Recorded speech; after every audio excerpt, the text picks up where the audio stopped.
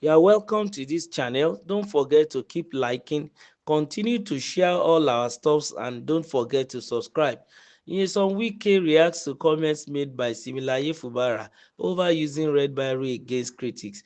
According to The Nation, some Wike, the Federal Capital Territory Minister, has reacted to comments made by Rivers Governor Similaye Fubara, who pledged to use his Red Biro against his critics. During a church service in Okpobo town, Fubara expressed his determination to address his opponents, insisting that his symbolic red biro means active, despite the political turbulence in Rivers State.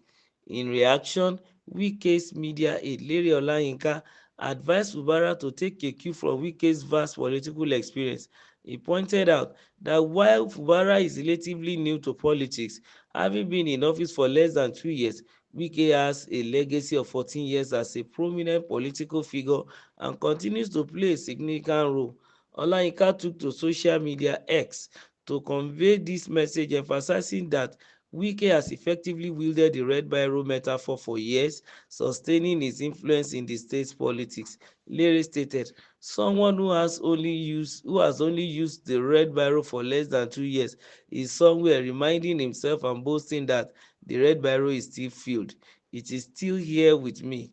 It's okay. Shouldn't he also be reminded, as someone has used the same red biro for 14 years and is still using it?" Well, that is the intrigue in politics. Of course, your enemy, in quote now, your opponent, will never say something that will be good in your hearing. There is no song that the opponents will sing that will be okay in the hearing of his enemy.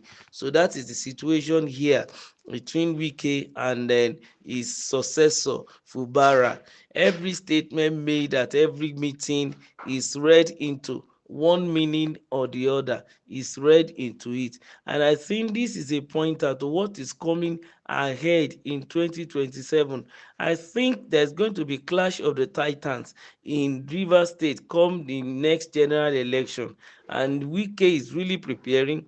Also, Fubara is really preparing. But I'm thinking Fubara should be very, very careful. You should be wary of Wike, because if Fubara is the one in power at the state level, but you cannot undermine somebody coming with a federal might. If he's able to garner a federal support, then there's going to be a lot of clash of the titans in Rivers State. As it is presently, so many people in Rivers State are beginning to jump from a camp to another camp. Everyone is looking for where to sit, whether behind Wike or behind Fubara, because of personal interest and personal political ambition. Then we are looking at what is going to happen. I know the intrigue is going to be much, and then we are going to see different gladiators showing different flashes. A lot of fireworks will be seen in 2027. But while they are doing that, I think they should be civil about it. Of course, they are bound to throw tantrums, throw jabs in politics, like Larry is doing concerning what the incumbent governor said about the red biro of a thing, that you should remember the legacy of somebody too has been holding red biro since 14 years. Of course, even before Wike came, some people held the red biro, and also after Fubara will leave, some people will still hold the red biro. So in a hand, we may say, what is the big deal in holding the red biro? But there is something there that is so germane that caught my attention. Legacy. A legacy of 14 years.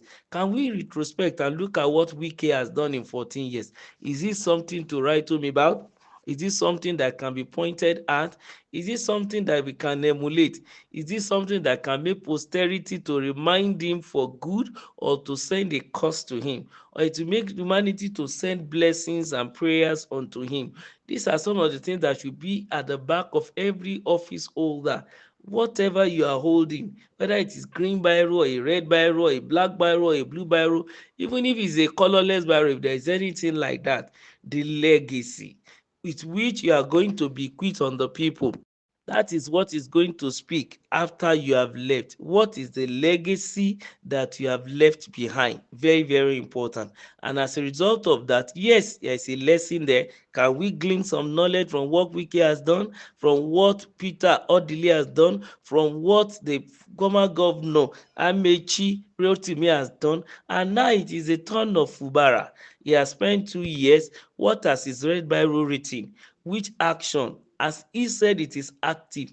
Is it positively active or is negatively active? Is it active hitting the ground running or is active hitting the ground sitting? We want to see at the end of 4 years, even before 4 years, people should be able to begin to pinpoint at what you have done, because it is your legacy that will be one of the things that will earn you another thing. That is if you want to gain it sincerely without using crook means or hook means or going through the back door or jumping the fence or the window. But whichever means, your legacy is your legacy. Whether you come in by force or fire or by the will of the people, whatever you leave your ground, of course, it's your legacy. Because anybody that comes to power, of course, the law will back him up. And then posterity will not forget him. History will continue to remember him, what he has done. So a challenge to Governor Fubara here. What's the legacy you are going to leave behind?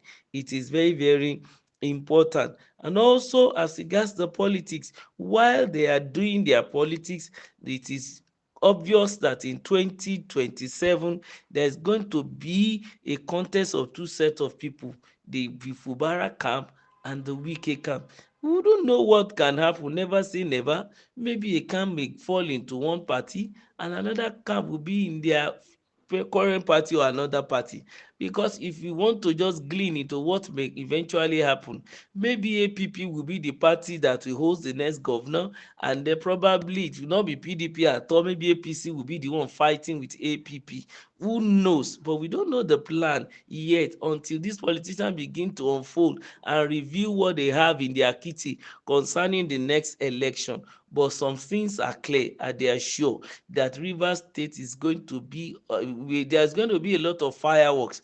I don't want to use the word bonfire, or let me just permit me to say it's going to be politically on fire come 2027, because as PDP is trying to make sure they consolidate their efforts as regards what their woeful performance in 2023, APC is also trying to advance, trying to gain more ground, remembering what was said by the current Senate president, how the APC may eventually take some states in the South again.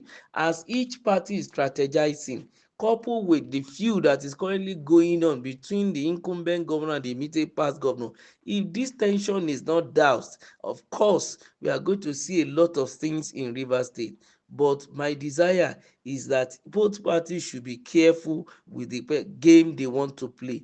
They shouldn't sacrifice the blood of the populace on the altar of their ego, their vision, ambition, and pride. Don't forget to like, to share, and to subscribe to our channel. Thank you.